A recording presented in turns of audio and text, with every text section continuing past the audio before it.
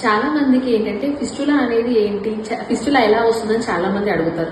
Main గా వచ్చేసి fistula అనేది ఎలా వస్తుంది అంటే, నేను మీ doctor Anusha Vinod Baswa hospital Tandur. So fistula అనేది డిఫరెంట్ టైప్స్ ఆఫ్ ఫిస్టులా ఉంటారు. ఇంకో విషయం ఏంటంటే ఫిస్టులా కూడా కాంప్లెక్స్ ఫిస్టులా ఉంటుంది, సింపుల్ ఫిస్టులా ఉంటుంది, ఇంటర్స్పిన్సరీ ఫిస్టులా ఉంటుంది. ఇలా డిఫరెంట్ టైప్స్ ఆఫ్ ఫిస్టులాస్ ఉంటాయన్నమాట.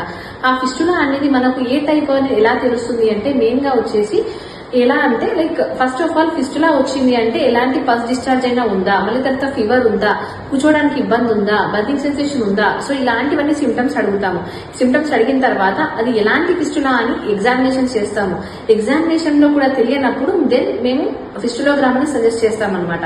ఆ ఫిస్టులోగ్రామ్ తీసుకున్న తర్వాత ఆ ఫిస్టులోగ్రామ్ తీసుకున్న తర్వాత రిపోర్ట్ వచ్చిన తర్వాత then we will decide that what type of fistula అనేది తెలుస్తుంది. దానికి తగినంత ట్రీట్మెంట్ ఇస్తామన్నమాట.